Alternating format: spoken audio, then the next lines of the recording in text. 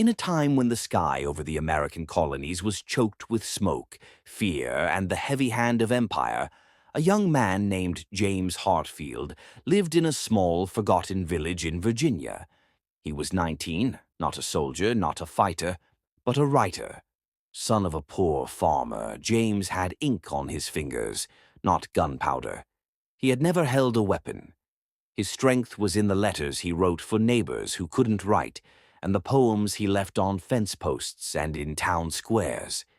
But everything changed the day the redcoat soldiers marched into the village, confiscating homes and accusing his father of hiding food from the crown. James watched in silence as his father was taken. That night, something inside him shifted. Words were no longer enough. He joined a small group of young rebels hidden in the forest, some barely older than him, most without shoes. But they carried conviction like fire.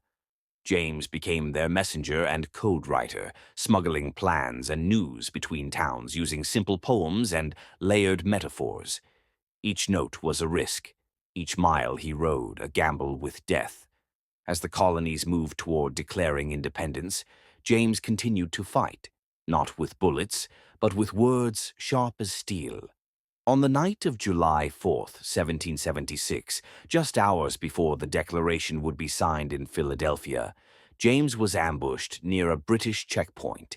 He knew he wouldn't make it.